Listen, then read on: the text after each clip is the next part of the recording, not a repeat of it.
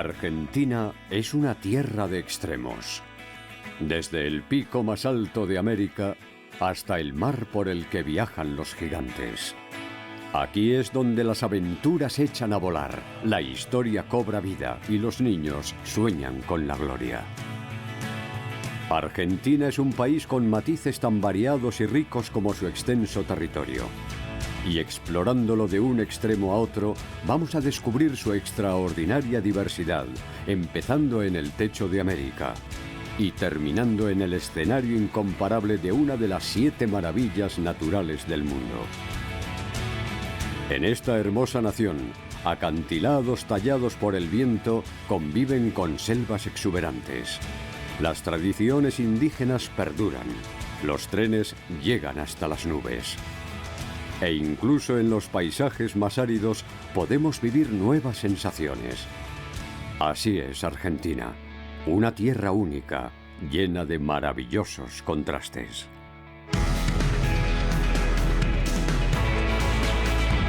Argentina desde el aire. Contrastes.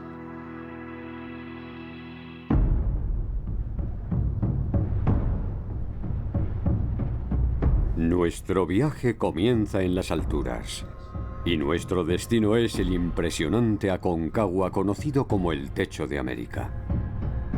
Es el mayor titán de la cordillera de los Andes y el pico más alto del hemisferio occidental.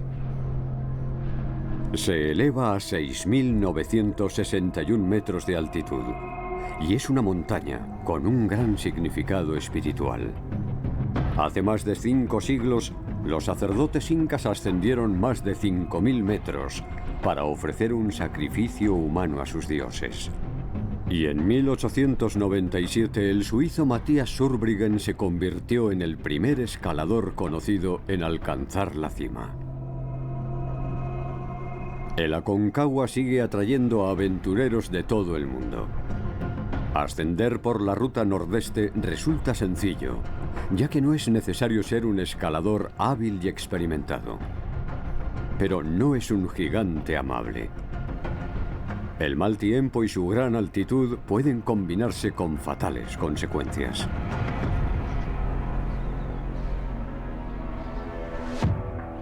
El campamento base Plaza de Mulas está a más de 4.200 metros y es uno de los más grandes del mundo. A principios de marzo terminó la temporada y las estructuras de las tiendas y refugios están vacías. Pero en 8 meses volverán a llenarse. Y para evitar el mal de altura, los escaladores suelen descansar aquí durante varios días antes de avanzar hacia la cumbre. El poderoso Aconcagua es uno de los cientos de picos que forman la columna vertebral de Sudamérica. Con más de 8.000 kilómetros, la cordillera de los Andes es la cadena montañosa continental más larga del planeta. Y rige las vidas de los habitantes de los 7 países que atraviesa. Forma una frontera natural entre Argentina y Chile. Y desempeñó un papel clave en su historia. En 1817, el general argentino José de San Martín cruzó los Andes con 5.200 hombres para luchar por la independencia. Cientos de ellos murieron durante el viaje, pero al final consiguieron sorprender a los españoles y contribuyeron a la independencia de Chile y Perú. Hoy los turistas recorren parte de la ruta que siguió el ejército. Lo hacen a caballo y siempre con buen tiempo. Así que el único peligro es que la silla de montar les cause alguna rozadura.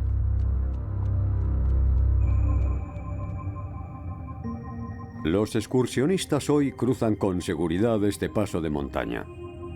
Pero el 13 de octubre de 1972, un avión en el que viajaba un equipo de rugby sobrevoló los Andes con rumbo a Chile y una confusión del piloto hizo que se estrellara.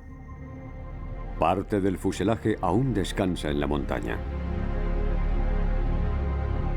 Un altar negro de piedra rinde homenaje a los que murieron y también a los que lucharon por sobrevivir hasta que fueron rescatados 72 días después y tuvieron que recurrir al canibalismo para seguir vivos. Su trágica historia ha inspirado al menos 5 libros y 6 películas. Y es conocida como el Milagro de los Andes.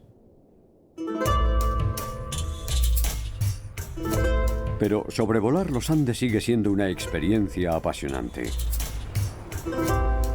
Este cóndor andino cabalga sobre un poderoso viento procedente del Pacífico que es muy común aquí y recibe el nombre de Zonda. Llega a soplar a 120 kilómetros por hora y las espesas nubes de polvo que transporta no son muy saludables. Pero para Paulo Favero es como un soplo de aire fresco. Él lo surca en su parapente y permanece en el aire hasta 6 horas seguidas. Lleva 11 años haciéndolo y no piensa dejarlo nunca.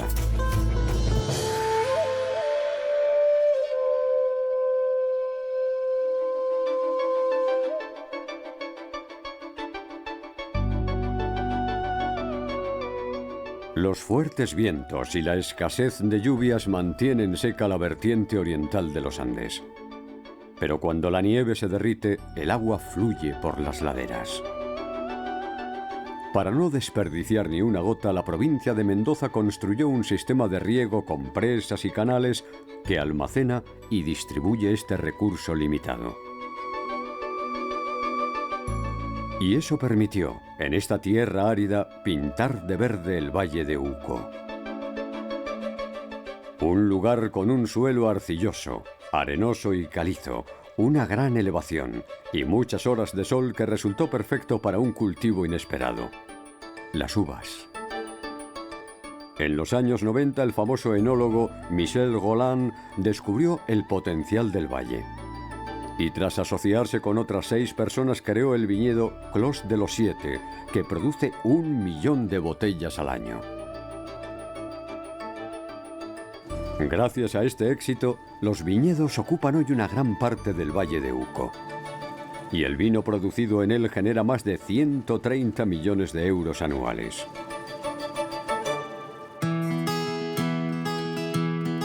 Imitando al californiano Valle de Napa, el negocio del vino ha generado turismo y restaurantes y hoteles de 5 estrellas. Un estudio fundado por 2 arquitectas, madre e hija, ha diseñado muchos de estos edificios usando materiales y colores locales para adaptarlos al entorno. Junto a uno de sus últimos proyectos, Eliana Bórmida y su hija Luisa Llanzón charlan con su marido y padre Mario, que es su socio comercial. Aquí todo queda en familia. Los viñedos son el motor económico de la región y dan trabajo a peones, agricultores, recolectores y, como hemos visto, a arquitectos. Las uvas Malbec representan el 50% de la producción. Y para elaborar vinos de la máxima calidad, las uvas se vendimian a mano. Sin estos trabajadores incansables, este milagro sería imposible. Gracias a ellos, aquí se elaboran vinos dignos del paladar más exigente, como el que se sirvió en la boda real holandesa. Las áridas llanuras al este de los Andes están llenas de contrastes. Y en ellas hay lugares tranquilos donde observar las estrellas y dunas donde los más atrevidos practican un novedoso y emocionante deporte.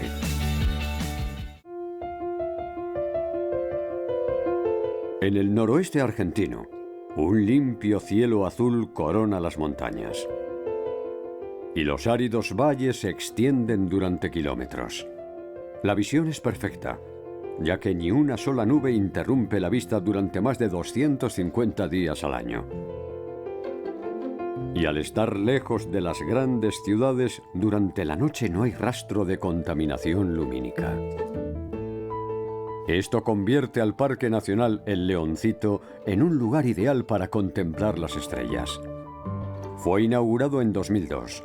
Y en sus más de 75.000 hectáreas alberga observatorios mucho más antiguos, como el Cesco, hoy rebautizado como Félix Aguilar, que fue construido a comienzos de los 60.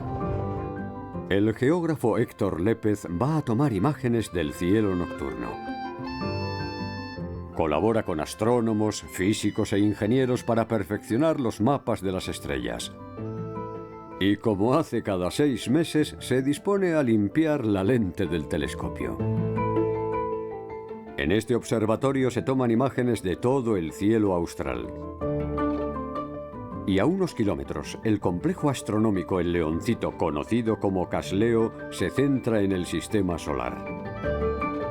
Su telescopio de 40 toneladas es el más grande de Argentina y un peso pesado en el mundo de la astronomía. Ha descubierto más de 100 asteroides y también se utiliza para estudiar la Luna. Con él se descubrió que el polvo levantado por los meteoritos y arrastrado por los vientos solares crea una cola que brota de nuestro satélite. Pero aquí no es necesario mirar al cielo para encontrar lugares sorprendentes. A unos 160 kilómetros al noreste se extiende un paisaje de aspecto lunar. Por eso, el Parque Provincial de Ischigualasto es conocido como el Valle de la Luna.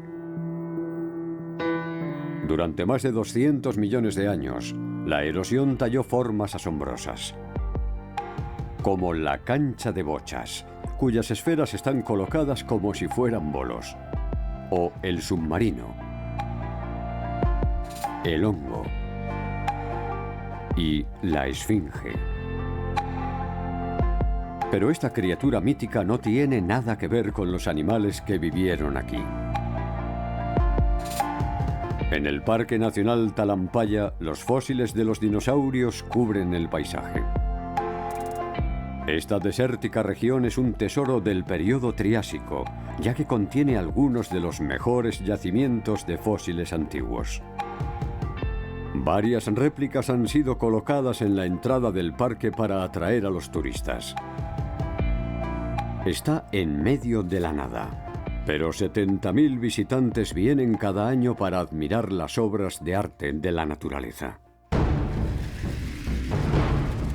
Como el deslumbrante cañón del Arco Iris, una sucesión de acantilados de arenisca roja esculpidos por el viento que llegan a superar los 100 metros de altura. Sus capas indican que se formaron hace unos 250 millones de años. Vale la pena caminar unas horas por estas sendas irregulares para echar la vista atrás en el tiempo. Será una visita única en la vida, que las fotos inmortalizarán, y cuya duración será un instante infinitesimal en la historia de este cañón.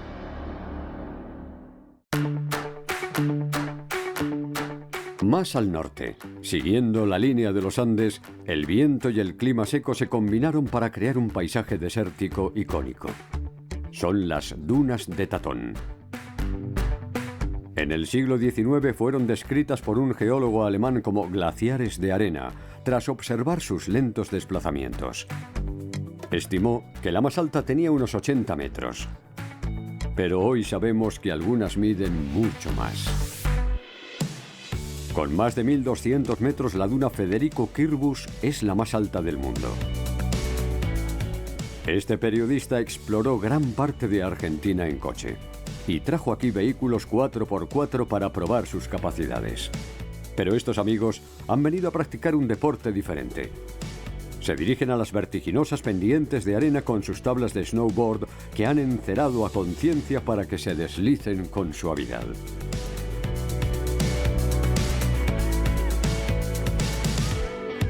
Y realizan emocionantes descensos de más de 300 metros.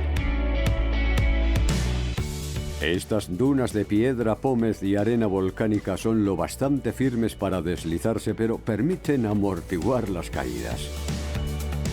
Aquí no hay un telesilla, ni una cuerda, así que escalar para volver a la cresta es todo un desafío. Y también lo es descender de pie o sentado a toda velocidad por unas dunas que se mueven muy despacio. Estos jóvenes pioneros han inventado un deporte que podría popularizarse y ponerse de moda. Porque en Argentina el futuro siempre es imprevisible.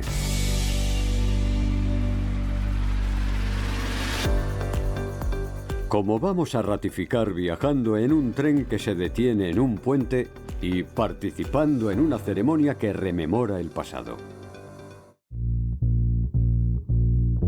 Este territorio en el noroeste de Argentina es tan accidentado y hostil que cuesta imaginar que en él sobreviva algo más que unas cuantas plantas.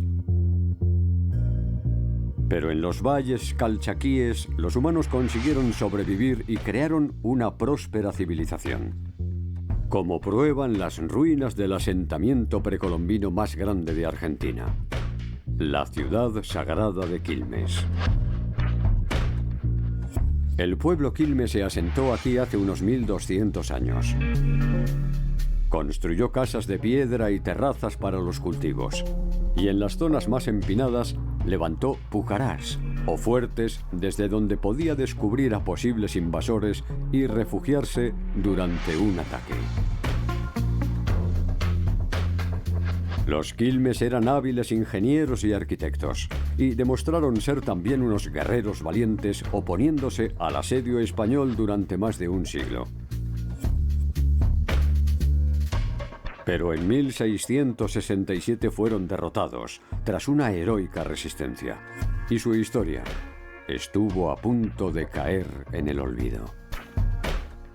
Lo que intenta evitar David Vargas, un descendiente del pueblo Quilme, mostrando a los turistas una ceremonia tradicional.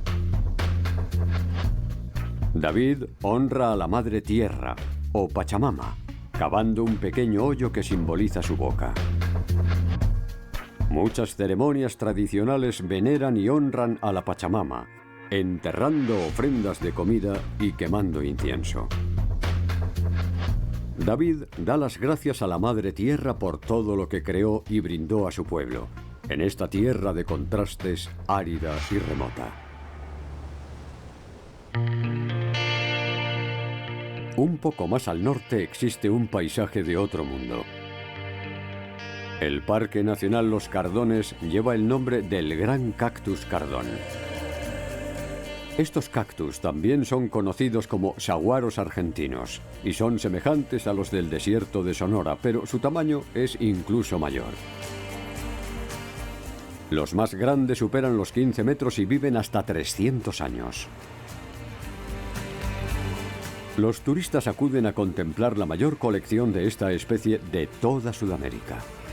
Y el guardabosque Emilio Dagia vela por la seguridad de los cactus, ya que, aunque poseen espinas de 7 centímetros, necesitan la protección que les brinda el parque desde 1996. La carretera que lo atraviesa posee un tramo recto de casi 20 kilómetros que es conocido como la Recta del Tintín. Esta ruta sigue el trazado del legendario Camino del Inca, una red de más de 60.000 kilómetros que recorría el Imperio Inca por diversos países. La Recta del Tintín es ideal para pasear en bicicleta, pero suele haber pocas nubes, por lo que es muy recomendable usar una buena crema con protección solar y llevar varios botellines de agua.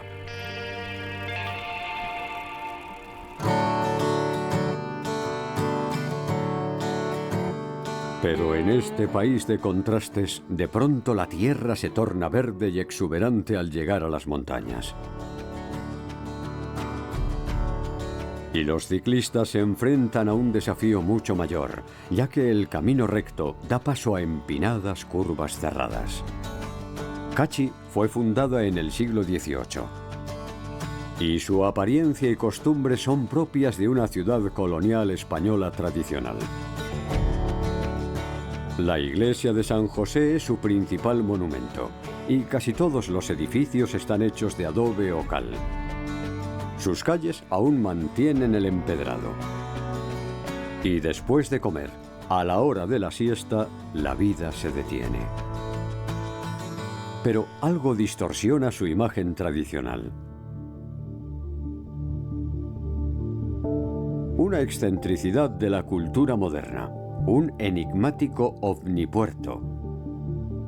Su autor fue Terry Werner Geisli, un explorador y artista suizo que afirmó que en este lugar había tenido encuentros con 2 ovnis. Lo construyó como una señal de bienvenida y lo llamó la Estrella de la Esperanza. Y de pronto desapareció. Los que creían en la presencia de extraterrestres pensaron que había sido abducido. Pero lo que ocurrió fue que regresó a Suiza. Falleció en 2021 y hoy su Estrella de la Esperanza da la bienvenida a los turistas en la tradicional Kachi. Salta se encuentra a casi 100 kilómetros al este y tiene el mismo encanto que Kachi, pero a mayor escala. Con una población de 600.000 habitantes, Salta es una de las ciudades más grandes del norte de Argentina. Y también conserva muchas características coloniales. Sus numerosas iglesias son un recordatorio constante de su fe católica. El merecido apodo de la ciudad es Salta la Linda, pero su belleza a ras de suelo es casi superada por la espectacular vista panorámica que nos brinda su teleférico. Vecinos y turistas suben a él para llegar al Cerro San Bernardo, desde donde pueden admirar la ciudad y disfrutar de tan hermoso paisaje. San Antonio de los Cobres está aún más al norte. Es uno de los pueblos más secos de Argentina. Y con una altitud de casi 3.800 metros, también es uno de los más elevados. Pero los viajeros que lo visiten pueden subir aún más alto, en un convoy conocido como el Tren a las Nubes que impulsa una locomotora diésel. Antes de cada viaje, Carlos Tucu Rodríguez se asegura de que todo esté en orden. Es ingeniero desde hace 40 años y contribuye a que los turistas puedan ver paisajes sobrecogedores desde un cómodo y seguro tren moderno. Al principio era una ruta comercial que conectaba Argentina y Chile. Y su nombre es muy apropiado, ya que asciende a más de 4.200 metros y contemplar mares de nubes es muy habitual. Pero hoy el cielo está despejado y las vistas abarcan muchos kilómetros. El tren cruza 29 puentes. Y como la gran altitud puede afectar a algunos pasajeros, siempre hay un equipo médico a bordo para atender a los que se sientan indispuestos a causa del mal de altura. El momento más emocionante es cuando el tren se detiene en el viaducto La Polvorilla. Este se eleva a 63 metros, sujeto por una estructura de acero de 1.700 toneladas. Y ofrece una vista asombrosa y escalofriante de la parte alta del desierto. Y, por supuesto, un mercado improvisado surge de la nada para atender a los turistas. Esta nación llena de contrastes siempre nos ofrece algo nuevo.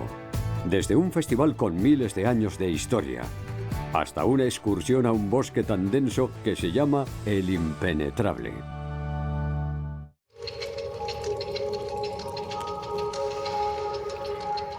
El norte de Argentina parece estar teñido con una mezcla sutil de marrones y verdes. Pero de repente, un cerro nos deslumbra con un inesperado prisma de color. Es como si hubiese sido pintado en capas de tonos llamativos, y así es como las leyendas dicen que obtuvo su color. Cuentan que la Pachamama, la Madre Tierra, quiso alegrar lo que consideraba un lugar monótono, y ordenó a los duendes de las montañas que pasaran 7 noches pintando las rocas. Y así fue creada esta obra maestra, el Cerro de los 7 Colores. La explicación geológica también parece fantástica. Hace 600 millones de años las capas comenzaron a formarse bajo el mar, cada una con minerales de distinta composición y colorido. Mucho después, fueron empujadas por las fuerzas tectónicas a 2.300 metros de altitud, y la erosión expuso sus colores. Lo que contrasta con la apagada localidad de Purmamarca, cuyos vecinos reservan los colores llamativos para sus prendas tradicionales hechas a mano. Todas están confeccionadas con fibras de animales autóctonos: la alpaca, el guanaco, la vicuña y la llama. El producto más emblemático es el poncho, que sirve a la vez de abrigo y manta. Este se convirtió en una prenda tradicional mucho antes de que llegaran los europeos, lo que refleja las profundas raíces de los pueblos indígenas cuya historia está grabada en el propio territorio.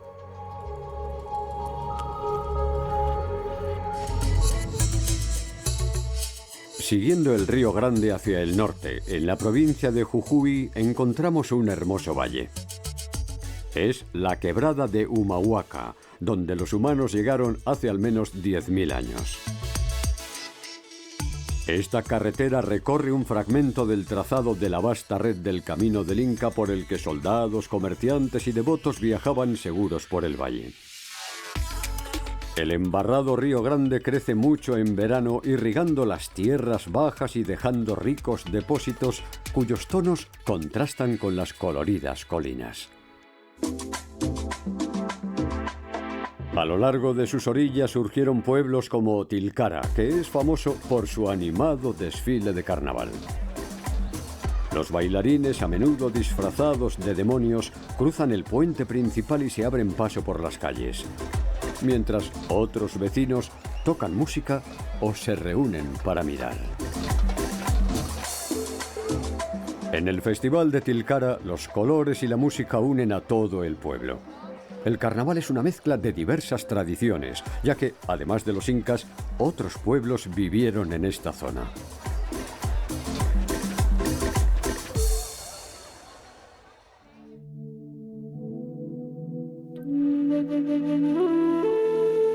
En el ambiente flotan las huellas de muchas culturas.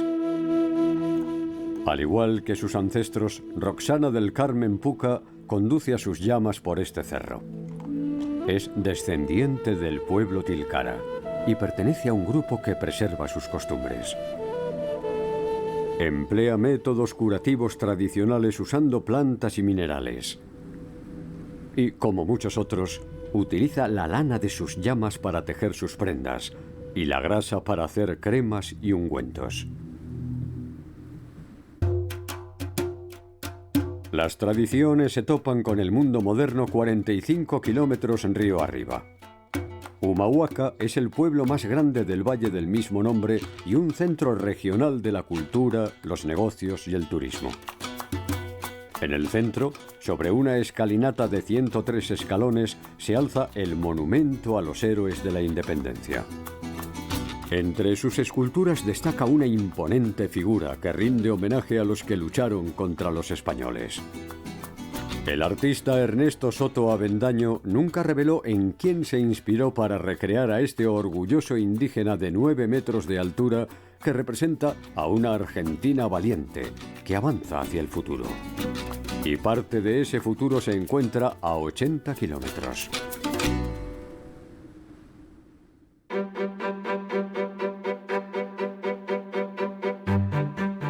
En el extremo norte del país, una inmensa extensión blanca aparece ante nosotros.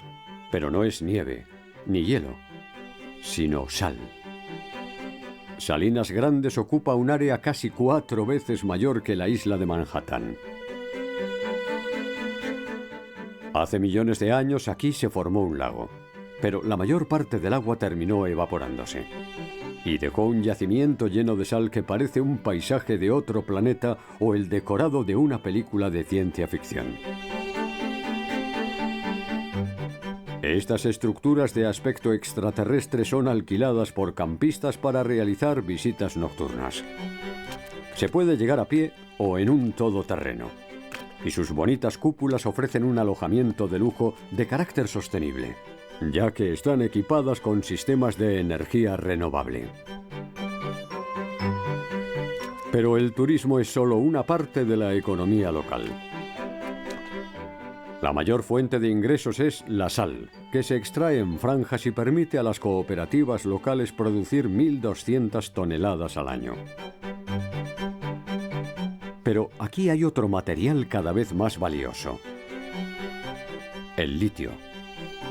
Este metal blando es un elemento clave en las baterías que alimentan nuestros móviles, ordenadores y coches eléctricos. Y su concentración en el salar es alta. Pero su extracción puede dañar la capa freática. Y no hay informes sobre cuánto se está extrayendo ni si se hace de forma segura. Lo que está claro es que muchos miran esta inmensa llanura blanca como si vieran oro.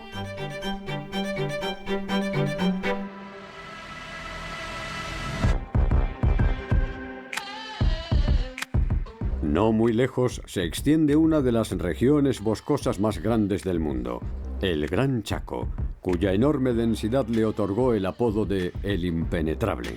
Pero esta no es homogénea, ya que en el oeste solo recibe unos 500 litros de lluvia anuales por metro cuadrado. Con casi 1 millón de kilómetros cuadrados, cubre un gran sector del norte de Argentina y parte de Bolivia, Paraguay y Brasil. El Gran Chaco alberga más de 3.000 plantas distintas y cientos de especies animales que se esconden en su intrincada vegetación. El río Bermejo, uno de los más importantes de la región, serpentea hacia el sureste y es una de las escasas vías de acceso al bosque. Crece mucho en la estación húmeda, abriendo nuevas rutas y dibujando canales en forma de herradura. Como muchos de estos árboles, el quebracho posee una madera dura, resistente a la putrefacción. Y su tala fue extensa en el norte de Argentina porque se usaba para fabricar las vías del tren. Pero la mayor amenaza para los bosques hoy en día es su conversión en terrenos despejados para la agricultura y la ganadería. Desde 1985 en el Gran Chaco se ha talado un área mayor que la isla de Irlanda. Pero la creciente concienciación impulsó un movimiento para frenar la llamada tala rasa. Una iniciativa de varias organizaciones que tras comprar terrenos los donaron para crear el Parque Nacional El Impenetrable. Siguiendo el río Bermejo en dirección sureste, vemos que el paisaje cambia una vez más. Y que los animales muestran cómo los contrastes de Argentina fomentan extrañas alianzas. En el nordeste argentino, las aguas han creado un ecosistema único en el que viven animales como el amenazado ciervo de las pampas y la elegante garza. Donde antes fluía un río, ahora hay zonas bajas con pantanos y pequeños lagos. El macrosistema del Iberá es el segundo humedal más grande del mundo. Diversos grupos ecologistas adquirieron propiedades para impulsar su conservación.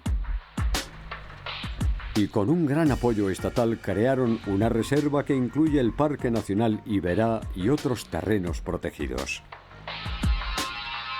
Augusto Distel y Marcos Echepareborda rastrean a la fauna local en un territorio de más de 800.000 hectáreas. Un área 4 veces mayor que la Canaria Tenerife.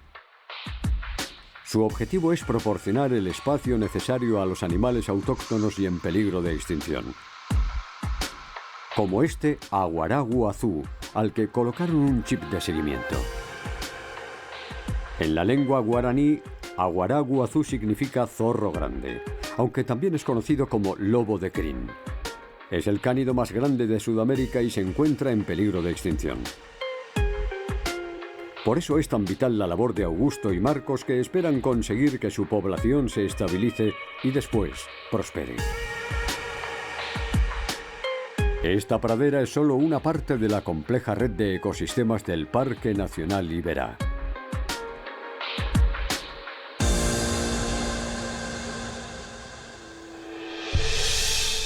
Y la clave de su existencia es el agua.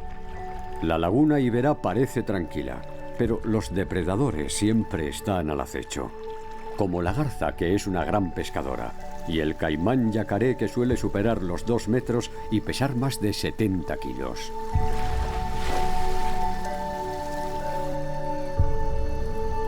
Sin embargo, estos jóvenes son demasiado pequeños para enfrentarse a una capibara adulta. Este animal es el roedor más grande del mundo. Y aunque parezca un conejillo de Indias, puede llegar a pesar hasta 70 kilos. Pero incluso en esta zona remota y salvaje, los humanos siempre hacemos notar nuestra presencia. Este antiguo puente de madera y hierro cruza la laguna y conecta el parque con la colonia Carlos Pellegrini, un pueblo de 900 habitantes por el que muchos turistas entran al parque. Y aunque ahora está despejado, todo puede variar si el viento cambia. Hoy el Parque Nacional Iberá parece un lugar distinto. Y lo que hace un par de horas era visible, ya no lo es. Pero esto no es niebla, sino humo. En la estación seca los incendios siempre son una amenaza. Y en este año tan duro han afectado a casi el 40% del territorio de la reserva.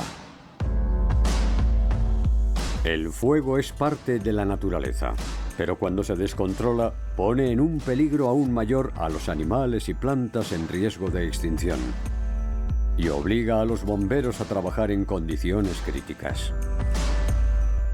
Cuando casi todo el incendio se ha extinguido, los voluntarios Osvaldo, Pedro y Nicolás patrullan la zona para asegurarse de que no quede ningún foco. Algo que los obliga a inspeccionar a pie y a subirse al vehículo para ver más allá. A Nicolás se le parte el corazón al ver los árboles quemados y todo lo que se ha perdido. Pero sabe que con el tiempo, las praderas y los árboles se recuperarán, la naturaleza sanará las heridas y el cielo, en la colonia Carlos Pellegrini, volverá a estar despejado. Al traspasar el límite oriental del parque vemos que el paisaje se tiñe de verde y ante nosotros aparece una carretera que tiene un curioso nombre: la Ruta de la Hierba Mate. Una planta que los guaraníes hervían y bebían a sorbos como si fuera té. Hoy es la bebida favorita de los argentinos. Y 8 de cada 10 toman el mate de la forma tradicional, remojando la hierba en agua, en un cuenco de madera o calabaza y bebiéndolo con una pajita. Consumen 6 veces más mate que café y es una tradición nacional que sigue pasando de generación en generación. Comenzó a elaborarse mucho antes de que llegaran los europeos, pero hoy se cultiva como la mayoría de los productos agrícolas modernos, usando tractores y fumigando los campos.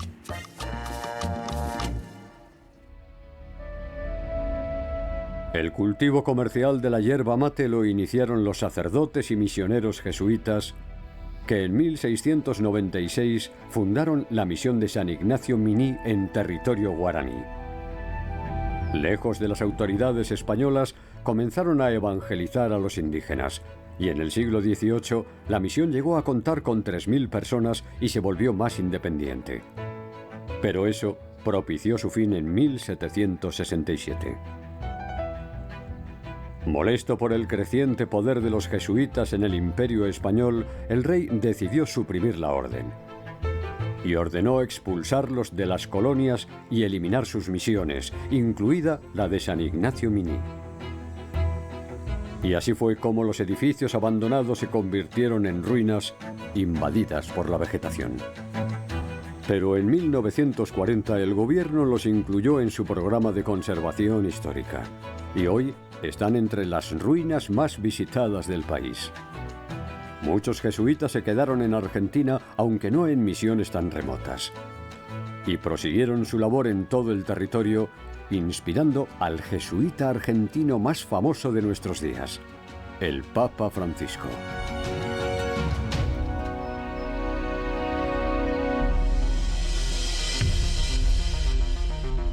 Cerca de las ruinas, una delgada franja roja de terreno rico en hierro atraviesa el tupido bosque en dirección a un punto lejano. Parece una flecha y apunta hacia un lugar de conflictos históricos llamado la Triple Frontera. Los poderosos ríos Iguazú y Paraná se fusionan aquí, formando la tempestuosa frontera de 3 países: Paraguay, Brasil y Argentina. En el pasado fue el escenario de muchos desacuerdos y de enfrentamientos muy acalorados, pero hoy reina la calma y la alegría, en especial en la argentina Plaza del Agua.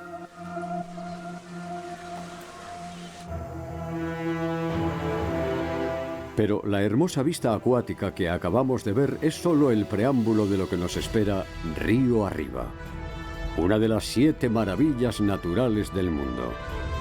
Las cataratas del Iguazú. Son 3 veces más anchas que las cataratas del Niágara. Vierten 1.500 toneladas de agua por segundo. Y tienen casi 300 saltos que crean un estruendo ensordecedor. Y en un lugar donde el canal se estrecha, se alza la prodigiosa Garganta del Diablo. En ese punto tiene más de 150 metros de anchura y casi 50 de altura. Y su fragor crea un arco iris casi perpetuo que inspiró hermosas leyendas indígenas, como la historia de un príncipe y una princesa a los que el diablo separó. Este convirtió a la princesa en cascada y al príncipe en la frondosa vegetación. Pero el arco iris se apiadó y los unió para siempre, haciendo su amor tan eterno como la propia catarata. Argentina se extiende desde la Garganta del Diablo al techo de América. Y desde los vastos humedales hasta algunos de los lugares más secos de la Tierra. Y su interior es un maravilloso crisol de colores, culturas y climas. Así es Argentina, un paraíso natural lleno de contrastes que nos sorprende y deslumbra cada día.